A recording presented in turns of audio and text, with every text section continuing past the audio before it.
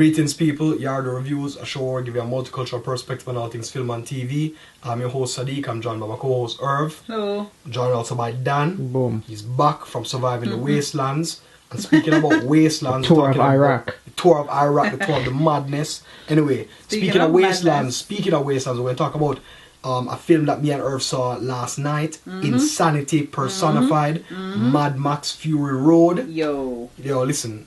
George Miller, 70-year-old. This guy killed it. Warner Brothers basically broke this dude off $180 million. Yikes. Right? To do a Mad Max film.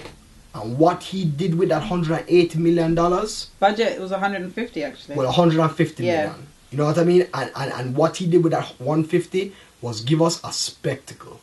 Yes. He gave us a spectacle. He gave us a 2-hour chase scene that was nothing but just and it was rock. Listen, the guy basically had a rock band during the war. But you know what? They I like had the their music. drummers.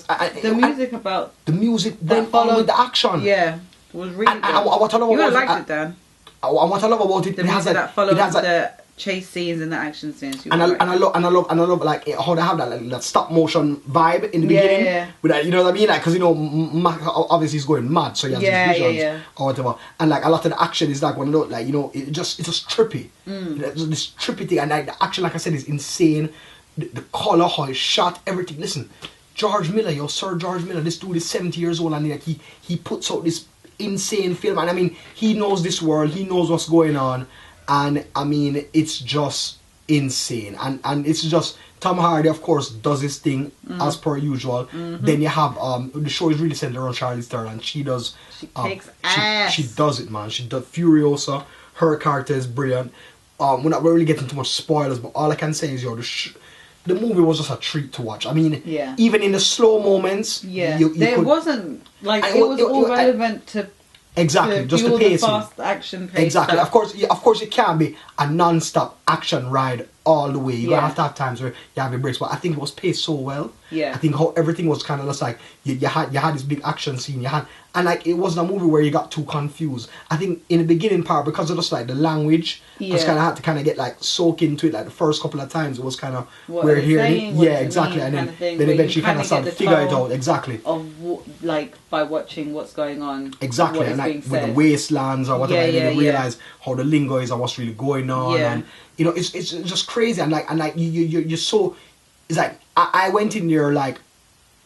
Because it was been a long time since I watched the old Mad Maxes, so I wasn't familiar with the world, I wasn't reminded with the world, I didn't get to brush up before I came on there. But when I got in there, the first 10-15 minutes I was just back on track. Yeah. You know what I mean? And I don't really like post-apocalyptic sort of sci-fi type of movies. Yeah. But I really enjoyed this. Yeah. I'd actually want to go back and watch it again. No, like I said, it's a spectacle. Like it's a 2-hour spectacle. It's like a roller coaster ride. You know what I mean? And I think watching something that's in 3D would probably be the best bang for your buck, to be honest with you. That's crazy. I'm thinking if you got 3D with it, I mean, you're watching 2D, but I think with the action that I saw, it would have been served so much better with 3D. Do you think? Yeah, I think if the 3D was done well, well done, especially like with the scene when I went into the storm.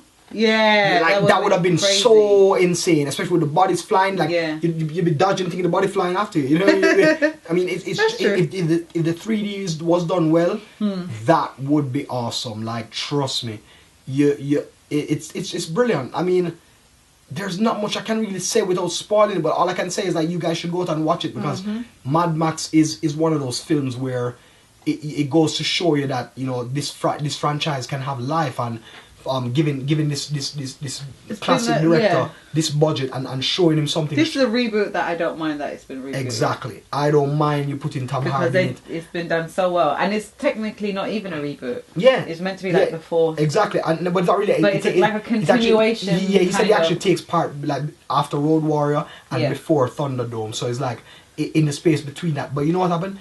This can also give future birth to new Mad Max films, and it doesn't even have to be Tom Hardy. Who knows? He might do a one where Mad Max is old and he can probably go back to Mel Gibson. Who knows? Anything can happen. You know what I mean? Anything is possible with this thing. Listen, I just hope this movie makes some money and it probably stays on like Kingsman and just holds on to the fight and does like 300 or so or 400 worldwide, and then they can just greenlight a sequel right away and just make it happen, because it deserves it. And I'm going to give this movie a 9 out of 10 straight up. I think it's just dope like that, and I think it deserves it. 9 out of 10 cams. It's like I said, I'd give it 9 out of 10. Only that extra 1 point would be that there was a mask covering Tom Hardy's face.